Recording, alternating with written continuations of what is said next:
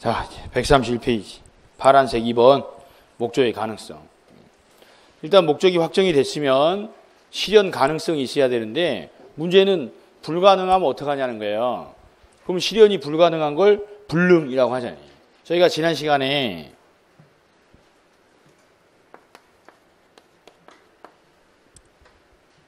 불능하고 지체하고 개념 정리했었죠. 괜찮아요. 어차피 기억 안 나요. 불능은 이행 자체가 불가능하게 된 거, 할 수 없게 된 거고, 지체는 할 수 있는데 안 하고 있는 거였잖아요.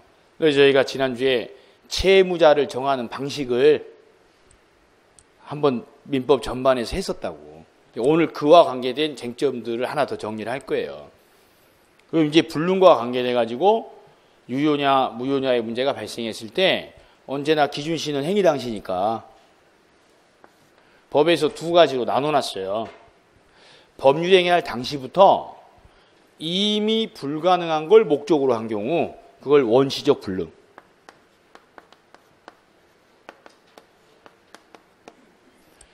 행위 당시에는 가능했다가 나중에 그 이후에 불가능하게 된 걸 후발적 불능 한다고. 그대로 읽으시면 돼. 원시적 불능이 무슨 뜻이야? 원시. 원래부터 시작부터 즉 처음부터 불가능했다. 후발적은요. 나중에 행위한 이후에 불가능하게 됐다고. 근데 기준은 효력이 있냐 없냐는 행위 당시가 기준이잖아요. 그럼 행위 당시에 이미 불가능한 걸 목적으로 했죠. 그럼 무효다고. 왜? 아예 처음부터 불가능한 걸 목적으로 했으니까. 즉 법률행위가 성립은 될지라도 그 성립된 법률행위가 이미 불가능한 걸 목적으로 했을 때에는 효력 인정 안 하겠다는 거예요. 자, 후발적 불능은 행위 당시에는 가능했는데 그 이후에 불가능하게 된 거죠. 그럼 유효냐 무효냐를 판단할 때 행위 당시에는 가능했다가 중요해요. 후에 불가능하겠다가 중요해요. 그러니까 항상 기준을 제시하셔야 돼요. 유효 무효를 판단하는 기준시는 언제요? 행위 당시만을 기준으로 해. 그리고 후발적 불능은 행위 당시에는 가능했다가 중요해. 후에 불가능하게 됐다가 중요해. 그래, 행위 당시에는 가능했다가 중요한 거예요.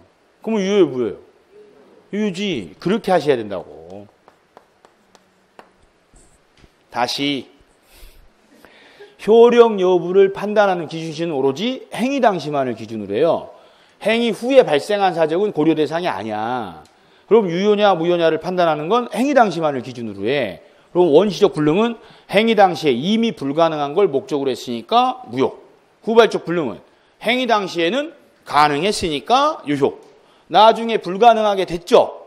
유효야 무효야? 그래도 유효다고. 행위 당시만을 기준으로 유효 무효를 판단하니까 행위 당시에 가능했으나 그 이후에 불가능하게 돼도 행위 자체는 여전히 유효하다고. 무효로 되는 게 아니다고. 그래서 민법 총칙에서 이 부분이 시험에 나올 때는 여기를 물어봐요. 이건 안 물어봐. 누가 모르겠어 이걸. 처음부터 불가능한 걸 목적으로 했으면 무효지. 그런데 처음엔 가능했는데 나중에 불가능하게 됐을 때 여전히 법률행위는 유효냐? 불가능하게 된 때부터 무효로 되느냐를 시험에서 묻는 거예요. 유효예요, 무효예요? 여전히 유효하다니까? 유효하다고. 개념 정리하시는 개념. 원시적 불능이라는 건 둘이 건물 매매 계약을 4월 1일 날 체결을 했어요. 그럼 매매했으니까 성립이 됐죠. 그런데 이 목적 건물이 이미 소실된 거야. 계약하기 전날 이미 불타 없어진 상태였대. 그런데도 계약을 한 거예요. 이걸 원시적 불능이라고 한다고. 그럼 계약 체결 당시에 이미 소실된 상태였죠? 그럼 계약할 당시부터 소유권 이전이 불가능한 상태였지. 이걸 원시적 불능이다 그래. 그럼 매매계약 성립했어 안 했어요? 막 느낌으로 지르지 말고 성립했어 안 했어? 안 했어? 매매계약 했어 안 했어? 그치? 했다고 써놨잖아요. 근데 자기 느낌상 안 했어요 이러잖아요. 계약은 했다니까? 성립은 했어. 단 원시적 불능이면 효력이 발생 안 하는 거예요. 그러니까 성립 자체가 안 된 거랑 성립은 됐지만 효력이 없는 건 취급이 다르다고. 매매계약이 성립은 됐지만 효력을 인정하지 않는 거예요. 무효다고. 이걸 원시적 불능 무효라고 해요. 어디 이제 처음 하시는 분들 이거 보고 딴 생각하거든. 시험하고 관계없는 생각. 야, 갑, 을하고 매매할 때 이 건물이 이미 소실된 상태였다라는 걸 알았을 가능성이 많겠어요? 몰랐을 가능성이 많겠어요? 그럼 이미 탄 걸 알고 계약을 했겠어요? 모르고 계약을 했겠어요? 모르고 했겠지. 설마 알고 하는 사람도 있을까? 근데 이때 이 생각하는 사람이 있어. 아니 어떻게 모르지? 자기가 팔려고 한 건물인데 그렇게 생각하시는 분들은 본인 경험칙에서만 이해하려고 하는 거야. 집이 한 채밖에 없으니까. 자기가 집이 한 채밖에 없으니까 갑이 살던 집을 매매했겠지라고 상상해. 그러면 이날 탈 때 갑도 같이 탔을 거 아니야. 근데 그 다음날 을하고 계약을 했다는 게 이해가 안 된다는 거야. 그걸로 며칠 나를 괴롭히는 사람들이 매년 있어요. 전혀 시험하고 상관없는 상상의 날개를 펴버린 거야. 갑, 건물 전국에 여러 개 있어. 여러 개. 이거 제주도에 있는 별장이요. 둘이 서울에서 매매 계약한 거야. 한 달 전에 둘이 놀러 갔다 왔어. 을이 너무 마음에 들어 하더니 그 별장 자기한테 팔으래. 그래서 서울에서 둘이 4월 1일 날 계약한 거야. 그런데 둘 다 전날 이미 그 산불이 옮겨 붙어가지고 별장에 탔다는 걸 모르고 한 거예요. 근데 시험은 이런 말 안 써 있어요. 이런 말도 시험에 써 있으면 문제가 엄청 길어질 거 아니냐고. 안 써 있어. 갑과 을이 갑소유 건물 매매 계약을 체결했으나 계약 체결 당시에 이미 건물이 소실된 상태였다. 이렇게 나오는 거야 시험은. 갑과 을이 서울에서 매매 계약을 했는데 그 매매 목적물인 제주도에 있는 별장이 계약 체결하기 전날 산불이 옮겨부터 이미 소실된 상태였다. 이렇게 안 나온다고 시험은. 이렇게 안 나온다고. 그런데 그걸 시험 목적으로 공부하지 않는 사람은 그걸 들여다보면서 아니 전날 탔는데 갑도 같이 탔을 텐데 다음날 매매 계약을 어찌 한단 말인가 이러면서 민법이 어렵대. 그 사람이 어려운 거예요. 그 사람이 누군지는 자기만 알 거 아니요. 예. 그러니까 시험용을 하시라고. 아, 둘이 매매 계약 체결했는데 그 전에 이미 소실된 상태였다고? 그럼 법을 적용하셔야 돼. 원시적 불능 사건이구나. 그럼 계약은 체결됐더라도 무효지. 이게 다야. 그럼 갑, 소유권 이전 할무 없어. 무효면 아무 효력이 없으니까. 을, 대금 지급할 의무 있어 없어요? 없어. 그럼 둘이 매매 계약하면서 주고받은 계약금이 있어. 야, 요 계약금 갑은 을한테 돌려줘 안 돌려줘? 돌려줘야죠. 왜? 계약이 무효니까. 아무 효력 없으니까. 줬던 계약금도 효력 없잖아요. 그럼 을한테 돌려줘야지. 그게 무효면 아무 효력 없다야. 이행 전이면 이행할 필요 없고 이행한 게 있으면 당연히 돌려받아야지. 그게 무효의 기본 원칙이에요. 그런데 우리 이제 민법에 이 원시적 불능인 경우에 이 무효인 경우에 유일하게 책임 규정을 하나 두고 있어요. 자, 이들 둘이 줬던 돈만 돌려받기에는 억울할 사람이 있을 수 있어요. 누가 억울할 수 있어요? 갑이 억울해? 무엇이 억울해? 뭐? 건물이 타서 억울해? 그건 개인의 감정이고 이 계약을 체결한 과정에서 항상 계약, 법률 행위를 기점으로 억울한 사람을 찾는 거예요. 누구요? 을. 이 건물이 이미 소실된 상태였다는 걸 서로 알았으면 계약 안 했을 거 아니에요. 근데 모르고 계약하는 바람에 을은 계약 체결하는데 든 비용이 있거나 이거 계약금 주려고 급하게 남한테 빌려서 이자에 대한 손해가 생겼을 수 있잖아요. 그래서 계약법에 나오는 책임이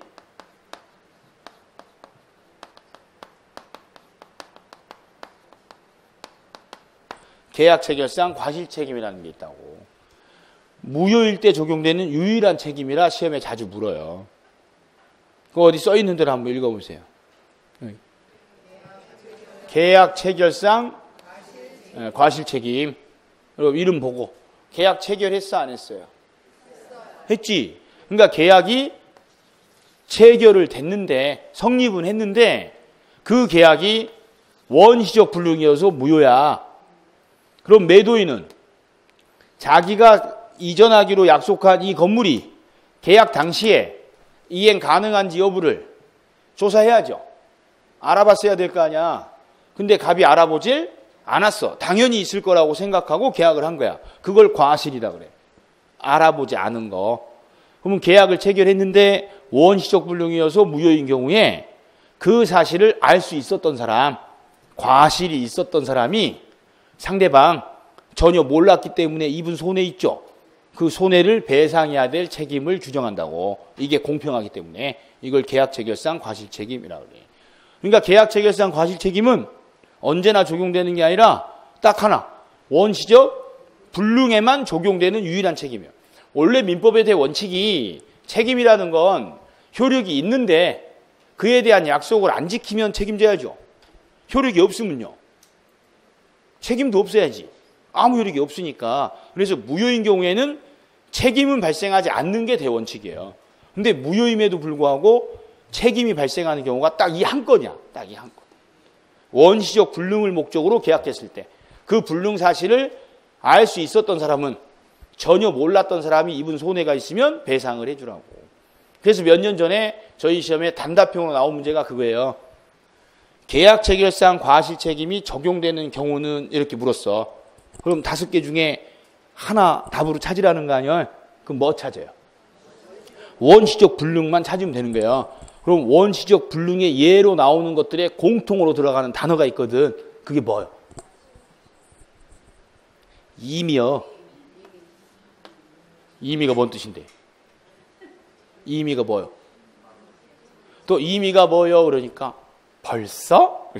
그건 시험하고 상관없는 내용이고 시험하고 상관된 걸 하시라니까 항상. 임의가 뭔 뜻이요? 원시적 불능이란 뜻이라고. 나 시험 공부해야 된다는 게 임의가 뭐요? 원시적 불능이야. 원시적 불능. 그래서 계약체결상 과실책임 적용되는 거 고르라고 하면 원시적 불능 하나 찾는 거예요. 5개를 읽고 하나를 고르는 게 아니고 5개 중에 뭐 찾아요? 원시적 불능 찾으시는 거야. 그럼 원시적 불능 찾으려면 뭐 단어 뭐 찾아? 임의 찾는 거야. 그게 시험 공부하시는 거야. 찾기 뭘 찾아. 1번부터 5번까지 내리 읽고 니네 집에 무슨 일이 생겼니? 하고 있는 거지. 그건 시험 보는 게 아니고. 그러니까 계약체결상 과실책임 나오면 뭐? 원시적 불능. 원시적 불능 나오면 계약체결상 과실책임. 근데 시험은 원시적 불능이라고 써있지 않고 이미 이렇게. 그럼 건물 매매한 게 나오면 이미 소실됐다, 이미 멸실됐다고 나오는 거고. 자, 토지 매매가 됐대요. 에? 그럼 토지 매매가 됐을 때 원시적 불능은 예시가 뭐 나올 것 같아? 앞으로 1년 동안 외울 거야. 수용 나와, 수용. 토지가 멸실, 소실될 수는 없잖아. 뭐 화전민이요, 토지에다가 불내게. 토지는 불능이 나오면 수용이 나오는 거야. 토지가 국가에 수용돼 버렸다고. 그럼 소유권 이제 못 해주잖아요. 그래서 토지는 이미 수용된 게 나오는 거야. 또 막 적는다. 적지 마. 그냥 연습하자니까. 뭐 적었어. 적어놓고 보지도 않을 건데. 나중에 다 인쇄해서 나눠줘요. 기본 강의 할 때. 지금은 입문과정이라 이런 식으로 공부를 해야 되겠다라는 공부하는 자세를 갖추는 시점이다니까. 그래서 같이 그냥 생각해보고 한 번씩 들어보고 넘어가는 거지. 지금 당장 외우시라는 게 아니오. 그래서 원시적 불능하고 계약체결상 과실책임은 세트야. 던킨 도너츠처럼. 원시적 불능 나오면 뭐? 계약체결상 과실책임. 계약체결상 과실책임 나오면 원시적 불능 세트다. 유일하게 적용되는 책임이에요. 이게 원시적 불능.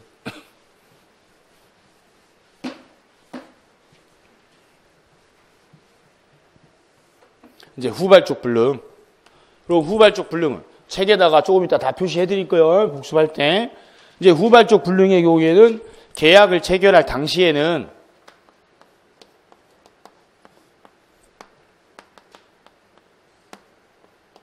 이행이 가능했다고. 유효하기로 발생했어요. 그런데 이행하기로 약속한 날 있죠. 이걸 이행기다 그래. 그 전에 이 건물이 소실된 거야. 불타 없어졌다고. 이거를 후발적 불능이라고 한다고. 그럼 여기서 이제 쟁점은 불능이잖아요. 불능 문제가 시험에 나왔을 때는 채무자를 우선 확정 지으셔야 돼. 야, 불능이 아니라 매매계약을 했다고 하면 매매계약은 쌍방 모두가 의무를 지는 쌍무계약이니까 둘 다 채무자죠. 소유권 이전에서는 갑이 채무자, 대금 지급 관계에서 을이 채무자. 근데 이행 불능하고 이행 지체하고 두 가지 개념이 나올 때 소유권 이전은 할 수 있는데 안 하는 지체랑 지금처럼 건물이 소실되는 것처럼 불능이랑 두 가지 사안이 모두 발생할 수 있지만 대금 지급은 지체만 발생할 수 있지 불능은 일어날 수가 없잖아요. 대금을 마련 못했다는 건 할 수 있는데 안 한 다 지체지 불능이 될 수가 없다고. 그럼 지금 이 사건은 매매 계약한 이후에 건물이 전소된 거죠. 그럼 불능이지. 그럼 채무자가 누구요? 이땐 갑만을 채무자다 그래. 왜 갑이 채무자요? 왜 갑이 채무자요? 불능이니까. 불능이니까. 그냥 매매계약상 채무자는 그럼 갑과 을 둘 다라니까. 근데 불능해서 채무자는요. 갑, 매도인만 채무자요. 그럼 을은 뭐라고 불러? 채권자라고 불러. 이걸 몇 년을 해도 못하는 사람들이 많다고. 막연하게 책만 읽으니까. 그러니까 채무자 개념은 상대적 개념이라 전제에 따라 정해지는 거지 무조건 돈 줄 사람 이러시면 안 된다 그랬잖아요. 지금 이 사례는 불능 사례야. 그럼 전제가 불능이죠. 그럼 채무자 누구야? 매도인. 소유권 이전할 사람을 채무자다 그래. 소유권 이전이 불가능하게 된 거라. 그럼 상대방 을은 뭐라 그래요? 채권자다 그래. 근데 이거를 막 따져. 아니 언제는 을도 대금 지급해야 될 채무자래봬요. 누가 아니래? 근데 지금 대금 지급 관계야 이게? 소유권 이전이 불가능하게 된 거라니까. 그러니까 불능에서는 채무자는 갑, 을은 채권자라고 하는 거예요. 그렇게 축을 딱 잡으셔야 되는 거야. 왔다 갔다 할 게 아니라. 그럼 이제 법의 이제 취급이 첫째가 계약이 유효하게 됐지만 그 이후에 건물이 소실돼 가지고 소유권 이전이 불가능하게 됐다고. 그럼 이행이 불가능하게 됐으면 더 이상 계약이 유효할 필요가 없는 거 아니냐가 문제되는 거예요. 근데 우리 법에선 유효 무효는 행위 당시만을 기준으로 하기 때문에 행위 당시에 유효였으면 그 이후에 설령 불가능하게 되더라도 법률행위 자체가 그때부터 무효로 되는 게 아니고 행위는 여전히 유효하다는 거예요. 그럼 이거 불능을 어떻게 처리할 거냐? 그 사후 처리에 대해서 세 가지 규정을 둔 거야. 크게 나누면 두 가지고 작게 나누면 세 가지야. 객관식 준비할 때는 세 가지로 하시는 게 바로 답을 낼 수 있어요. 그럼 이거를 법률 용어로 하기 전에 상식선에서 먼저 하시는 거야. 그럼 첫째 기준이 이거예요. 이 채무자인 갑이 이전해 주기로 약속했는데 그 이후에 불가능하게 된 거 아니에요. 그럼 이 불능의 원인을 따져요. 이 불능의 원인이 갑한테 잘못이 있었냐 없었냐를 따져. 갑한테 잘못이 있었대. 그걸 귀책사유다 그래. 쓰실 필요 없어. 이따가 저기다 띄워서 볼 거요. 귀책사유가 있다 그래. 민법상 말하는 귀책사유라는 건 고의나 과실이 있다는 뜻이에요. 고의는 일부러, 과실은 실수로. 그걸 합쳐서 귀책사유라고 하고 이걸 달리 표현하면 책임 있는 이라고 해요. 책임 있는. 그냥 쉽게 말하면 뭐예요? 갑이 잘못해서 그 말이야. 그럼 갑이 잘못해가지고 이행할 수 없게 됐죠. 이거를 채무 불이행 책임이라 그래요.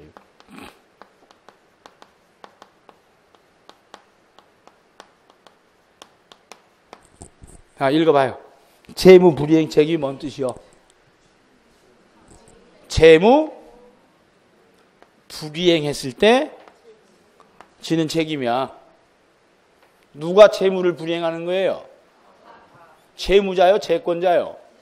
채무자지. 채무자가 채무를 불이행했을 때 지는 책임이야. 그리고 채무 불이행이라는 건 채무자가 잘못으로 인해 불이행했을 때를 채무 불이행 책임이라고 하는 거지. 채무자가 잘못이 없는데도 불이행이 발생하죠. 그건 채무 불이행 책임이 아니다고. 채무자가 잘못해가지고 불이행하게 된 걸 채무 불이행 책임이라고 해요. 이걸 이행불능이라고 하는 거예요. 그럼 여기 어떻게 처리해야 공평해요? 그냥 상식적으로. 여러분이 을이야. 근데 갑이 잘못해가지고 건물 태워 먹었어. 그래서 나는 이거 취득하면 되팔아서 남긴 시세 차익이 있었는데 그거 못 얻게 생겼다고. 그 을은 갑한테 뭐 해달라 그래? 그거 손해배상 해달라고 해야죠. 그다음 을이 갑한테 준 돈 있지. 대금 준 거 있어. 그거 어떻게 해야 돼? 돌려받아야지. 그럼 매매계약이 유효면 돌려받을 수 있어 없어? 그거 상식이야. 계약이 유효해? 준 돈 있어? 그럼 계약이 유효면 줬던 돈 돌려받을 수 있어 없어? 없어. 유효하게 이행이 된 거니까. 그럼 계약이 효력이 없어야 돌려받을 거 아니에요? 그래서 줬던 돈 돌려받으려면 이 계약을 해제를 하는 거예요. 해제. 그럼 계약 해제하면 계약 관계가 소급해서 소멸해. 처음부터 없었던 게 돼. 그럼 줬던 돈 돌려받는 거야. 해제를 하고. 그럼 내 돈 돌려받는 거죠. 근데 내가 돈 줬던 거 해제되면 처음부터 소멸하니까 돈 돌려받아야 될 거 아니에요. 원금만 받아, 이자도 받아야 돼. 이자도 받아야지. 왜? 계약을 해제하게 되면 계약이 처음부터 없었던 게 돼. 그럼 내 돈을 갑이 썼던 게 된다고. 그래서 이자 돌려받는 거야. 그럼 이자 계산할 때 갑이 을한테 받은 날부터 계산해야 맞아요? 받은 다음 날부터 계산해야 맞아? 이자. 받은 날부터 계산해야 돼? 받은 다음 날부터 계산해야 돼? 왜 받은 날이야? 그래. 돈 받은 날 써? 받은 다음 날 써? 받은 날 써. 그래서 법에다 규정 둔 거야. 계약 해제로 인해 금전 반환할 때는 받은 날부터 이자를 계산해서 주라고. 왜? 받은 날부터 돈 쓰니까. 외울 거 없단 게 상식만 있으면 돼. 상식만. 아까 다음 날이라고 한 사람은 왜 다음 날이요? 그럼 자기는 돈 받으면 꾹 아껴놨다가 다음 날부터 쓰세요? 다음 날이라고 한 사람은 공부 좀 해본 거야. 공법 공부를. 공법 시험에 맨날 다음 날 나오고. 그러니까 민법이고 공법이고 경계를 넘나들면 헷갈리는 거야. 여러분 틀리는 이유도 내가 다 알아. 그래서 다 고쳐준다고. 그럼 마음을 열어야 돼. 그래. 몸을 맡기고 알아서 하세요. 그냥 따라만 다닐 테니. 그럼 늘어요. 버티지 말라니까. 자기 스스로 딴 생각하면서 버티지 말라고.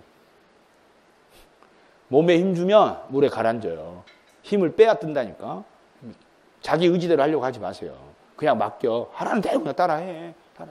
그냥 1년 따라해봐. 가장 편하게 할 수 있어. 6과목 중에. 눈만 뜨면 돼. 완전 상식이요. 민법은 상식이야.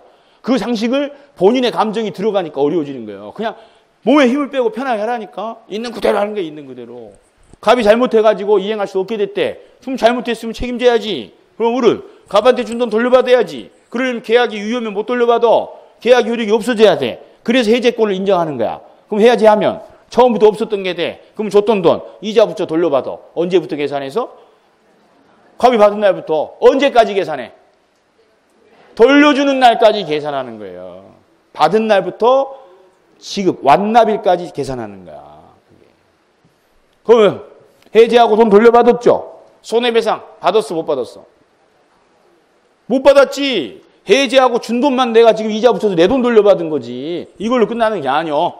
그럼 네가 잘못해서 이전을 못 받게 됐으니까 되팔아서 남길 이익, 시세 차익, 그걸 손해배상 별도로 청구하는 거예요. 이렇게. 그럼 채무자가 잘못해가지고 이행이 불가능하게 됐죠. 그럼 어떻게 해결해? 채무 불이행 책임으로 해결해. 해제와 손해배상으로. 자, 여기 손해배상에는 나중에 계약법에서 하실 내용인데 신뢰 이익을 배상하는 경우가 있고 이행이익을 배상하는 경우가 있거든요. 여기 원 안에서 실례이익을 배상하는 사건인지 이행이익을 배상하는 사건인지 단어만 한번 찾아보세요. 에? 어디 써 있어요? 써 있잖아. 이것도 틀리는 사람이 있어. 신기하지 않아요? 써 있잖아. 채무 불이행 책임에서 발생하는 손해배상은 이행이익을 배상하는 거야. 왜? 채무를 이행하지 않았기 때문에 책임이 발생한 거라. 이행했더라면 발생할 손해, 이행했더라면 얻을 수 있었던 이익, 대파라상기 시세 차익을 배상해 주는 거예요. 그걸 손해배상이다 그래. 무엇이 어려워? 안 보여요? 눈을 떠. 객관식은 다 써 있어. 머릿속에서 찾을 필요가 없어요. 지문에서 찾는 거야. 채무 불이행으로 인한 손해배상, 실례이익이냐 이행이익이냐 이렇게 물어봐. 그럼 지문에 답 써 있지. 걔들은 모른다니까. 출제자는 몰라. 우리가 이렇게 공부하는지 걔들은 몰라. 그리고 시험에 내려면 써놓고 물어봐야지. 안 써놓고 물어볼 수 있어 없어요? 그건 아셔? 안 써놓고 물어볼 수도 있어? 그건 알아? 그거 알아야 되는데. 객관식 시험이니까 다 써주고 물어보잖아. 그럼 써있는 데서 눈 뜨고 찾으면 되지. 별로 머릿속에 들어있는 게 많지 않은데 머릿속에서 찾을 수가 없잖아요. 눈을 떠. 눈을 뜨라고. 그냥 편하게 하는 거야. 편하게. 눈만 뜨면 돼. 이 눈만. 눈을 뜨라고. 육안만. 영혼의 눈을 뜨지 말고 육안만. 다 있어. 채무자가 잘못해서 불가능하게 됐을 때에는 채무 불이행 책임 져야 된다. 그래서 상대방 채권자는 계약 해지하고 준돈 돌려받고 손해 입은 거 배상 청구하는 거야. 이때 손해배상은 뭐요? 이행이익을 배상하는 거야. 이게 채무자가 잘못했을 때 처리하는 방식이야. 그러면 이걸 이제 쳐다보면 계약 유효였죠. 후발적 불능이 일어났지. 그렇다고 계약이 무효로 되는 건 아니야. 뭐로 해결해? 채무 불이행 책임으로 해결해. 채무자 잘못했으니까 해제와 손해배상으로 해결하는 거야. 자동으로 계약이 무효로 되는 게 아니라. 아니 또 하나. 칠판 넓으니까 다 써야 되겠다. 그리실 필요 없어. 쓸 것도 없고 그냥 생각만 하시는 거야.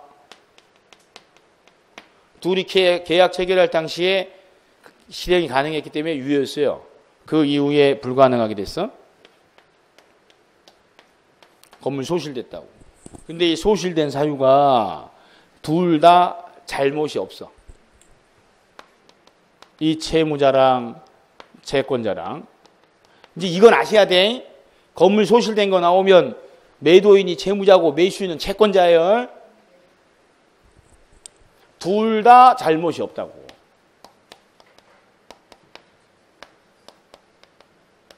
이걸 표현할 때 쌍방 귀책 사유가 없이라고 제일 많이 표현되고 구체적인 예시로 나오면 이게 건물일 때에는 천재지변으로 소실된 경우. 그럼 천재지변의 예로 나올 때 뭐 낙뢰니, 홍수, 태풍 뭐 이런 것 나와. 산불. 토지가 나오죠. 그럼 뭐 나오겠어? 수용 나와. 그게 둘 다 잘못 없다는 거야. 그러니까 어떤 사유가 나오든 불능 문제에서는 기준이 누구에게 잘못이 있냐 없냐를 항상 기준으로 하는 거예요. 양 당사자, 이 계약 당사자한테 잘못이 있냐 없냐를. 그럼 둘 다 잘못 없대죠. 그럼 이제 어떻게 해결해야 되냐는 거야. 둘 다 잘못 없지. 그럼 책임질 사람이 있어 없어요? 없지. 그럼 갑은 소유권 이전할 거 없지.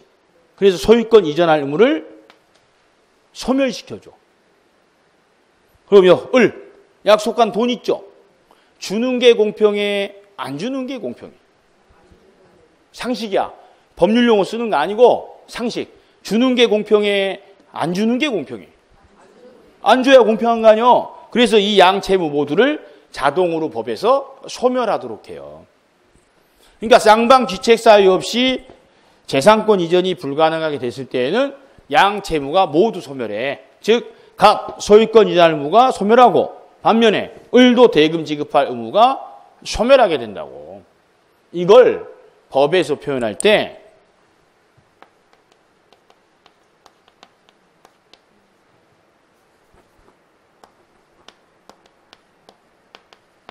채무자 위험부담이라고 해요. 그럼 그대로 읽어봐요. 딱 그대로 읽으라고 하면 좀 조사 정도는 넣어서 읽어. 채무자가 위험을 부담해야 된다 이 말이에요. 이때 이 위험은 대가를 말하는 거야. 여기서 채무자 누구요? 갑이지, 갑. 갑의 입장에서는 둘이 매매 계약했으니까 물건 주고 대가, 돈을 받기로 돼 있었죠. 근데 물건이 없어져 버렸지. 그럼 대가 받아 못 받아? 못 받지. 그러니까 채무자가 위험을 부담한다는 이야기는 채무자는 채권자한테 대가를 받을 수가 없다는 뜻이라고. 이거 하기 전에 상식. 둘 다 잘못 없죠. 그럼 서로 이행할 게 없지. 얘 소유권 이전 안 하지. 못 하지. 그럼 어른 돈 주는 게 공평해? 안 주는 게 공평해? 안 주는 게 공평해. 쉽게 됐잖아요. 근데 이걸 법에서는 법률 용어로 채무자가 위험을 부담한다라고 표현한다고.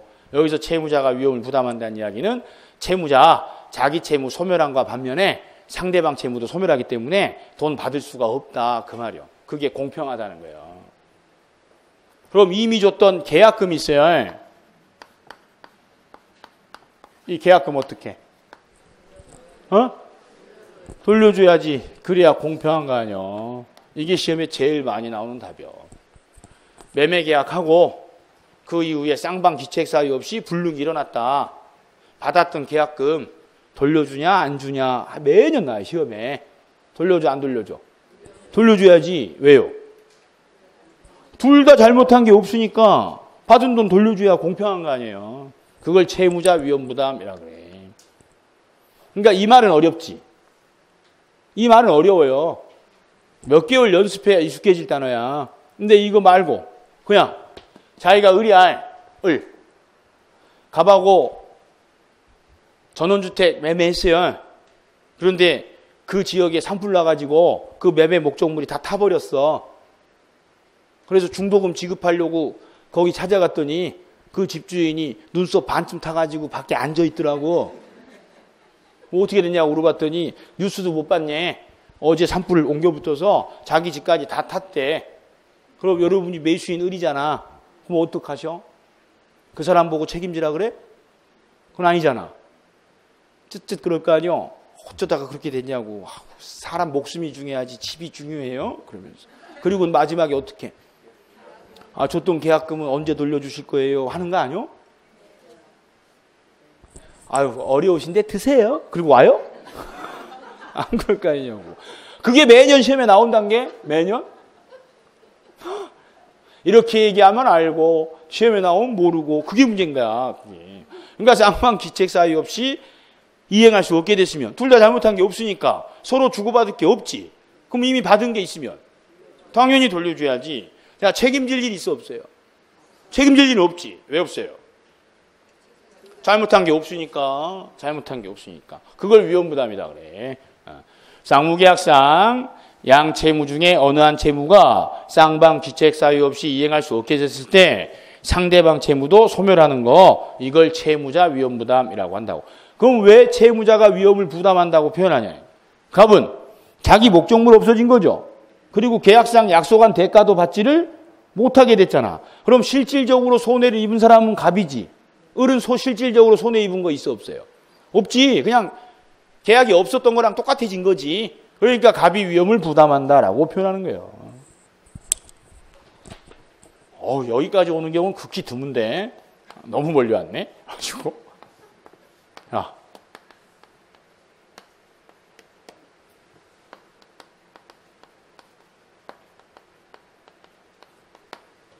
이제 마지막 한 가지 경우의 수가 이게 후발적 불능이 일어났는데 갑은 잘못이 없어. 을이 잘못했어. 이게 채권자 귀책 사유로 이행할 수 없게 된 거예요. 그러니까 이런 경우들은 둘이 매매할 때 이거 별장이야. 비어 있어. 중도금 치른 이후에 잔금 지급일 전에 을이 식구들하고 1박 2일로 한 번만 자재. 아직 소유권이 안 됐지만 그러라 그랬어요. 근데 술 먹고 쪽 빨고 자다가 다 태워 먹었어. 그래서 을이 잘못해가지고 싹 다 타버렸다고. 그럼 갑은 잘못한 거 없으니까 소유권 의무가 없어졌죠. 을은 약속한 돈 주는 게 공평해, 안 주는 게 공평해? 줘야 공평한 거 아니야? 왜 줘야 공평해요? 쥐가 잘못해서 못 받은 거니까. 원래 물건 받고 돈 주기로 돼 있었죠. 근데 자기 잘못으로 물건을 못 받게 됐지. 그럼 약속한 돈은 줘야 공평하지. 이거를 채권자 위험부담이라 그래요. 읽어봐 이제. 채권자 위험부담이 무슨 뜻이요? 채권자가 위험을 부담한다. 채권자가 누군데? 매수인. 그럼 채권자가 위험을 부담한다는 이야기는 채권자, 매수인은 물건은 못 받게 됐어. 못 받게 된 사유가 뭐예요? 쥐가 잘못해가지고 못 받게 된 거야. 그럼 돈은요? 줘야 공평하지. 그러니까 채권자가 위험을 부담한다는 이야기는 채권자 지가 잘못해가지고 못 받게 된 거니까 대가를 줘야 된다고. 이걸 이론적으로 안 하고 그냥 일상적인 용어로 해서 문제 풀면 되거든요. 이렇게 고상하게 채무불이행 책임, 채무자 위험부담, 채권자 위험부담 안 해도 맞춰요. 안 해도 맞춰. 셋 중에 하나야. 후발적 불능이 일어나면 첫째, 채무자가 잘못한 경우. 그 다음, 둘 다 잘못 없는 경우. 그 다음, 채권자가 잘못한 경우. 채무자가 잘못했대. 채무자 잘못했죠? 책임져. 책임지라고. 둘 다 잘못 없지? 안 줘. 안 줘. 줬던 건 돌려줘. 채권자가 잘못했지? 줘. 다시. 채무자가 잘못했대. 책임져. 그게 채무불이행 책임이야. 둘 다 잘못 없대. 서로 안 줘. 받은 거 돌려줘. 그게 채무자가 위험을 부담한다. 채권자가 잘못했대. 줘. 그게 채권자가 위험을 부담하는 거라고. 줘, 안 줘를 위험 부담이다 그래. 이걸 크게 나누면 이렇게 나뉘죠. 이렇게. 채무자한테 잘못이 있었을 때랑 채무자한테 잘못이 없었을 때랑. 그래서 채무자가 잘못한 걸 채무불이행, 잘못이 없는 걸 위험 부담이라 그래. 그럼 위험은 둘 중에 한 명이 부담해. 둘 다 잘못이 없으면 채무자가 부담하고 채권자가 잘못했으면 채권자가 부담해. 어디 잘 됐나 한번 해보시게. 이거 1년 내내 하셔야 돼. 매년 나오는 문제야. 그리고 이 문제는 무조건 맞춰야 합격해. 그리고 쉽게 맞출 수 있는데 여기는. 자, 여기 채권자가 잘못해가지고 못 받게 됐죠. 자, 갑 손해배상 청구할 수 있어 없어요? 갑 손해배상 청구할 수 있어 없어? 갑 손해 있어 없어? 손해 있어 없어? 없어. 없다고. 손해배상은 채무불이행일 때 하는 거예요. 이거 채권자가 잘못했지? 채무불이행이 아니요. 채무불이행이 아니야. 아니야. 왜 아니요? 채무불이행은 채무자가 잘못해서 불이행한 걸 말하는 거야. 눈을 떠. 여기 써 있잖아요. 뭐라고? 채무불이행이라고. 누가 불이행한 거요? 채무자가 불이행한 걸 채무불이행이다 그래. 채권자가 잘못했죠? 그래서 불능이 일어났지? 채무불이행이 아니야. 아니잖아. 누가 잘못했어? 채권자가 잘못한 거야. 이건 채무불이행이 아니요. 채권자가 잘못한 건 채권자가 위험을 부담하는 거예요. 채무불이행은 누가 잘못한 거야? 채무자가 잘못한 걸 채무불이행이다 그래. 어떻게 알아? 채무불이행이 채무자가 잘못한 거 어떻게 알아? 써 있잖아. 뭐라고? 채무불이행이라고. 왜 써 있는데 왜 못해? 왜 써 있는데 왜 못하냐고. 있어. 1년, 2년, 3년을 공부해도 이걸 가지고 와서 을이 잘못했으니까 얘도 채무불이행 아니에요. 이런 사람 있다고. 있다고. 불능이야 지금. 불능에선 채무자는 매도인만이 채무자야. 그럼 매도인이 잘못한 것만 채무불이행이야. 매수인이 잘못한 건 그건 채무불이행이 아니오. 채권자가 잘못한 건 채권자가 위험을 부담하는 거야. 돈을 줘야 되는 거라고. 근데 왜 못해? 왜? 써있는 대로 읽기만 하면 되는데. 채무불이행이 뭐요? 채무를 불이행하는 거야. 누가? 채무자가. 어떻게 알아? 써 있잖아요. 써 있잖아. 채무 불이행이라고 써 있잖아. 뭐? 써 있는 대로 하시라니까. 써 있는 대로. 그러니까 불능이 나오면 항상 전제를 외워야 돼. 불능에서 채무자 누구요? 매도인. 매도인. 만약에 의리 매도인을 하면 어쩌려고 맨날 갑갑 그러는겨? 매매에서 불능 나오면 매도인이 채무자다. 매수인은 뭐라고 불러? 채권자라고 부르는 거예요. 그래서 매도인, 채무자한테 잘못이 있을 경우가 채무불이행이고, 매도인, 채무자한테 잘못이 없으면 채무불이행이 아니라 위험부담이야. 그때 위험을 둘 중에 누가 부담하느냐? 둘 다 잘못 없으면 채무자가 부담을 하는 거고, 채권자가 잘못했으면 채권자가 부담하는 거예요.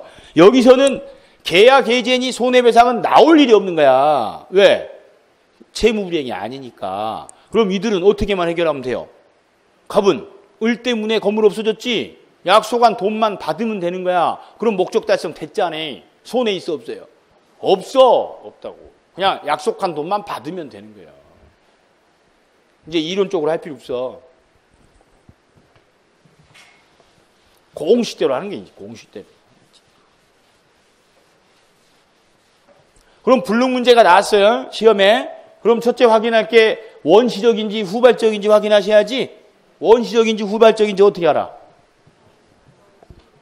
써 있지. 이미 나오면 원시적. 계약 후에 나오면 후발적이지. 그럼 원시적 불능 나오면 무효만 적용하면 되죠. 그리고 계약 체결상 과실책임 적용하면 돼. 후발적 불능. 후발적 불능 나오면 사유를 따져야지. 그 셋 중에 하나. 채무자한테 잘못이 있는 경우인지, 둘 다 잘못 없는 경우인지, 채권자가 잘못한 건지 그걸 찾아서 표시를 해야 돼요. 해보시게. 이렇게 해놨지 내가. 오늘 나눠드린 거 2번이야. 2번. 후발적 불능 나와. 그럼 매매가 나왔을 때 불능 나오면 채무자 누구요? 매도인이라고. 이게 일단 선행 문제로 정리가 되셔야 되고, 셋 중에 하나요. 얘네 둘은 공통점이 채무자가 잘못이 없는 거야. 그러니까 크게 나누면 채무자가 잘못한 경우, 잘못이 없는 경우 이렇게 나뉘어요. 근데 객관식 시험을 볼 때는 세 가지 사유로 정확히 외워서 표시하고 답하시면 돼. 그럼 채무자한테 귀책 사유가 있으면 채무 불이행이야. 이때는 해제와 손해배상으로 해결해. 둘 다 잘못 없죠.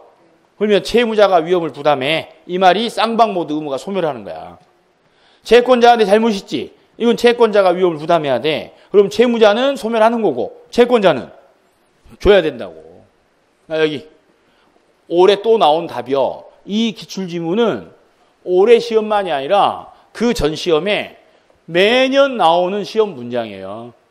이 문장이 시험에 나왔어. 그럼 일단 물어본 게 뭐야? 물어본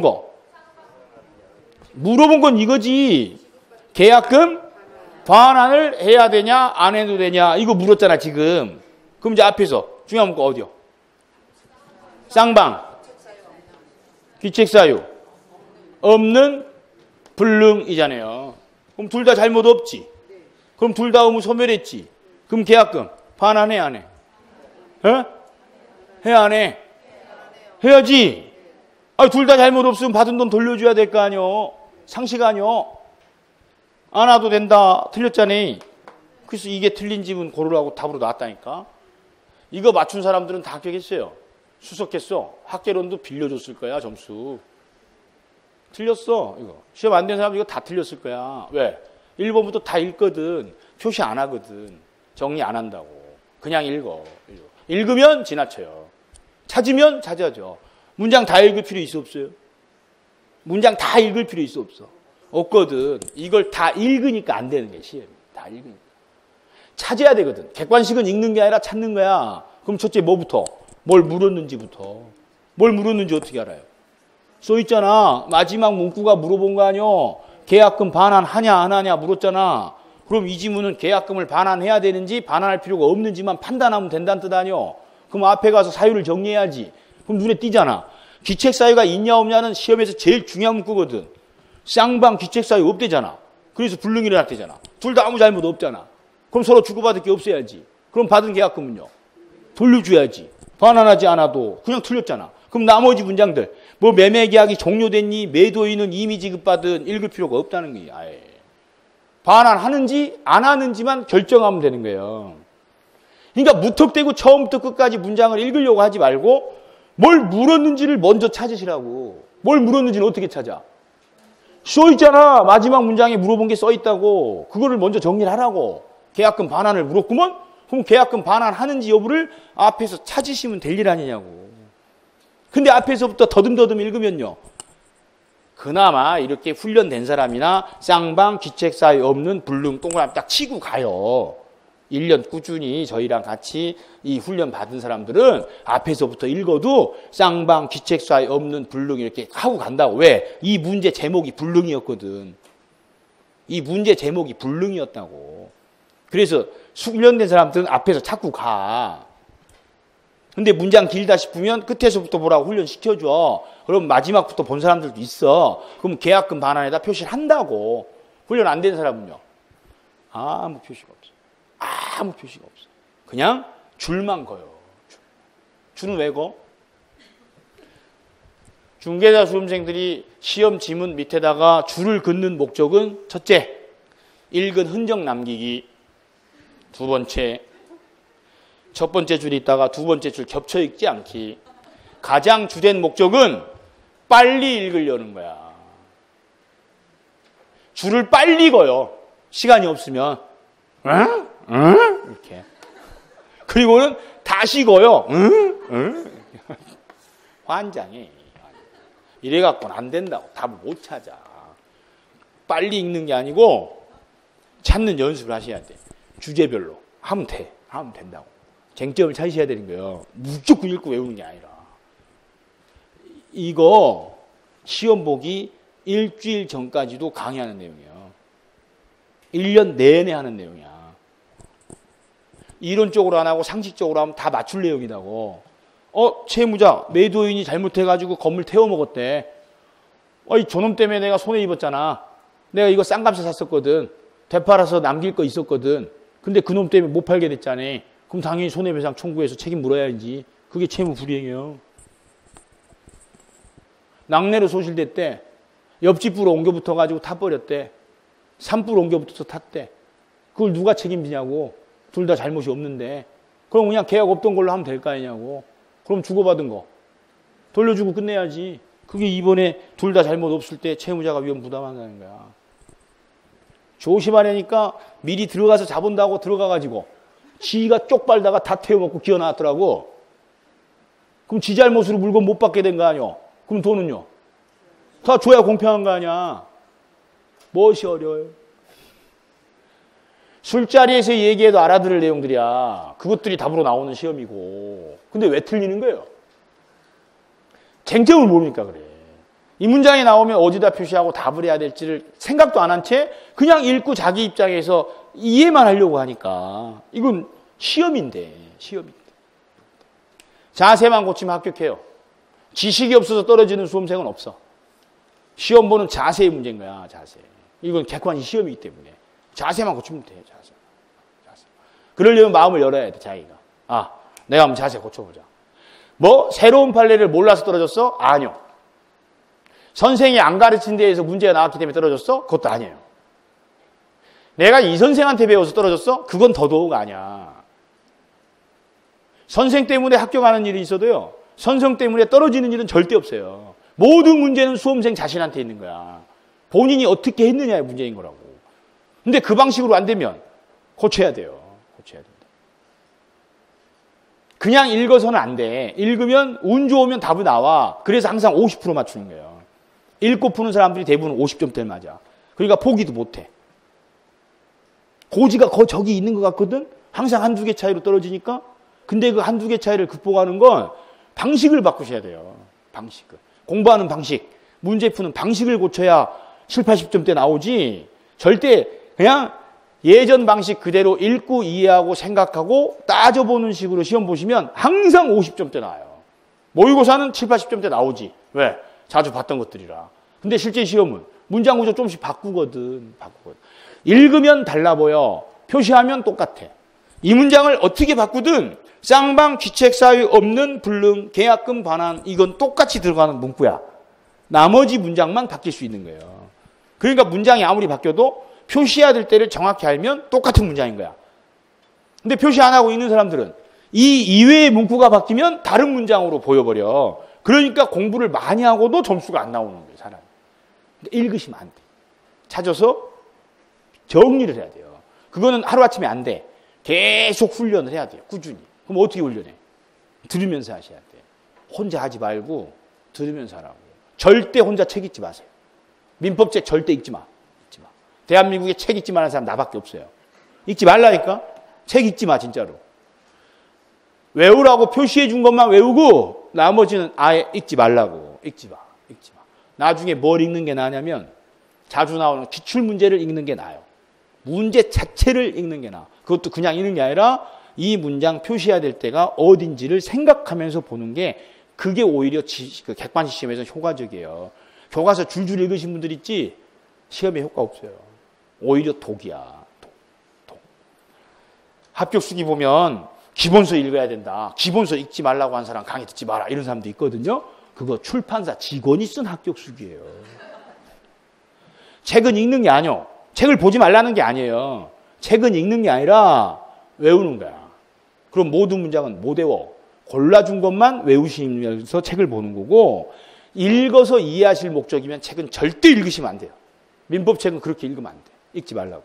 읽어서 알 수 있는 내용이 아니에요. 이건 시험이라. 공식대로 정리한 습관만 들이시면 돼. 자, 책에 가셔서 표시해 드릴게요. 131페이지 맨 밑에 양가로 1번 제목 원시적 거기다 또 한번 치고 동그라미 1번 성립 당시 이미 불가능. 두 번째 줄 체결 전에 이미 소실 원시적 불능. 이렇게. 이게 원시적 불능 개념이고 동그라미 2번 어디다 동그라미 칠래? 무효. 그 다음 계약 체결상 과실책임. 이렇게 132페이지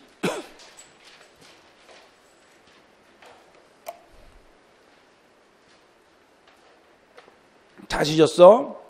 132페이지 양가로 2번 후발적 불능 동그라미 1번 첫 번째 줄 가운데 성립 후 두 번째 줄 맨 처음 불능 셋째 줄 성립 후 소실 후발적 불능 동그라미 2번 첫 번째 줄 어디다 표시하죠? 유효. 그리고 채무자 귀책 사유가 있으면 채무불이행, 채무자한테 귀책 사유가 없으면 위험부담 이렇게 문제가 발생한다고. 그리고 위험부담에는 두 가지가 있는 거죠. 이렇게 둘 다 잘못이 없을 때, 채권자가 잘못했을 때. 지금 우리가 한 내용은요 심화 강의 때 하는 내용들이에요. 근데 입문 때 한번 해본 거야. 이걸 이론적으로 하면 안 돼. 어려워. 근데 그냥 상식선에서 하면 쉽잖아요. 채무자가 잘못했으면 책임져야죠. 둘 다 잘못 없으면요. 서로 주고받을 게 없지. 그럼 받은 거 돌려주면 되지. 매수인, 채권자가 잘못해서 지가 물건 못 받게 됐으면요. 약속한 돈 줘야지. 야, 슈퍼에서 소주 사기로 했어요. 병소주에. 그래서 2병 산다고 하고 제가 빼올게요 그랬어요. 그래서 2병 빼오다가 1병 떨어져 깨트렸죠. 소주값 내 안 내? 내야지. 그걸 뭐라 그래? 몇 번이야? 몇 번이요 여기? 3번이요. 지 잘못으로 채권자 귀책 사유로 불능이 일어났어. 돈 주라고. 그걸 채권자 위험부담이다 그래. 무슨 대단한 심오한 뜻이 있는 게 아니고. 민법은 심오한 법이 아니오. 일반인, 평균인, 상식선에서 하는 거예요. 상식선에서. 다이씨. 그 다음 3번에 적법성.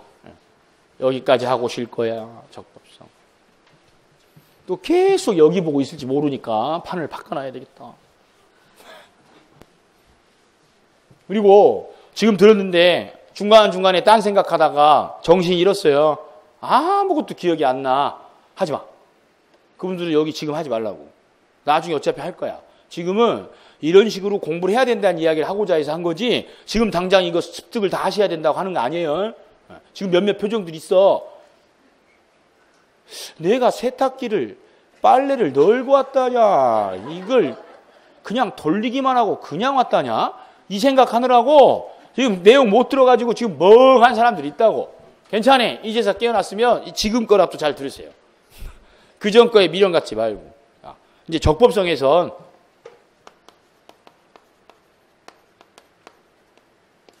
이건 책에 있어요. 법률 규정이 두 가지로 나뉘어요. 강행 규정이랑 임의 규정으로 해보시게. 강행 규정에서 단어 하나 선택하라고 하면 뭐 하실래? 강행. 그럼 강행은 뭔 뜻이요? 강행. 강제로 행해진다. 그럼 임의 규정에서는 뭐 선택하실래? 임의는 뭔 뜻이요? 임의. 될 수도 있고 안 될 수도 있고 이 말 아니에요. 그럼 이렇게 하시면 돼. 자, 법률 규정의 쟁점은 이 법 규정이 당사자들 법률행위 관계에 적용되냐 안 되냐의 의미예요. 그럼 강행 규정은요, 무조건 적용이 되는 거고, 임의 규정은요, 적용될 수도 있고 안 될 수도 있다야. 그럼 임의 규정이 적용될 수도 있고 안 될 수도 있고 뭐에 의해 결정 나겠어요? 당사자 의사에 의해 결정이 나는 거예요. 이제 강행 규정이 둘로 나뉘는데, 내가 히읗자를 잘 못 쓰는 것 같아.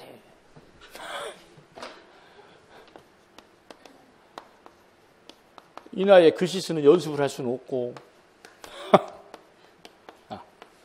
효력 규정하고 단속 규정이 있어요. 여기서는 효력, 단속 이렇게 표시하면 되거든. 그럼 효력 규정은 뭘 정한 규정이요? 효력을 정한 규정. 단속 규정은요? 단속을 정한 규정. 그 말이에요. 자, 해보게. 눈 뜨고 있는 그대로 하시는 거야. 생각하는 거 아니고. 자, 강행 규정이 효력 규정하고 단속 규정 두 가지가 있는데, 효력 규정은 효력을 정한 규정이고 단속 규정은 단속, 처벌을 정한 규정이에요. 그러면 효력 규정에 위반하죠. 그럼 어떻게 된다는 거야? 효력 규정에 위반하면 효력이 없지. 무효. 단속 규정에 위반했대. 그럼 어떻게 된다는 거야? 단속 규정에 위반했어. 못해? 아니, 단속 규정에 위반하면 어떻게 돼? 눈을 뜨고 단속 규정 위반하면 어떻게 돼요? 단속되지. 이게 습관들이야 된다니까. 눈을 뜨고 있는 그대로 하라고. 단속 규정 위반하면 단속된다고. 처벌돼. 단 유효성은 인정된다는 뜻이요. 근데 우리 시험은, 민법은 효력을 정한 법이라 민법에는 단속 규정은 존재하지 않고 민법 이외의 법률에 몇 개 있을 뿐이고, 단속, 처벌되느냐는 시험법이 아니고 유효냐 무효냐가 시험법이에요. 그래서 강행 규정 중 효력 규정 위반한 게 무효고, 단속 규정에 위반한 건 단속은 되되 유효는 인정이 돼. 그러니까 이제 실제 이제 공부할 때는 단속이 중요한 게 아니라 유효다, 이 점이 중요한 거예요. 자, 임의 규정은 위반이라는 게 있을 수가 없죠. 적용될 수도 있고 안 될 수도 있는 거야. 그래서 임의 규정은 당사자 간에 다른 약정을 해. 다른 약정. 이 규정을 우리 사이엔 적용하지 않고 법 규정과 다르게 정해. 그러면 이 약정이 유효고 이때 이 규정은 적용되지 않는다고. 그럼 이에 대한 질문은 민법 전반에서 나오는 질문이에요. 그럼 무조건 다 외울 건 아니고 나올 때 이렇게 나와. 당사자 간에 이 규정과 다르게 정했다. 이 정한 게 효력이 있냐 없냐 이렇게 나온다고. 이 규정에 위반했다. 효력이 있냐 없냐 이게 여기에 대한 질문이에요. 그럼 판단할 건 딱 하나죠. 강행 규정인지 임의 규정인지. 그럼 강행 규정이 위반했으면 무효인 사건이고 약정은 효력이 없는 거예요. 법대로 해야 되는 거야. 임의 규정이면 법에 뭐라고 적혀있든 상관없고 당사자 약정대로 유효하게 할 수 있게 되는 거고 그런 형태로 질문에 나온다고. 그리고 민법에 있는 강행 규정은 전부 다 효력 규정이기 때문에 민법 시험에선 강행 규정 위반이라고 나오면 무효다는 뜻이에요. 강행 규정 중 효력 규정 위반 이렇게 시험에 안 나와요. 민법에 있는 강행 규정은 100%가 효력 규정이야. 단속 규정은 예시 딱 2개로 자주 나오는 게 정해졌어. 민법 이외의 특별법 중에 무허가 행위랑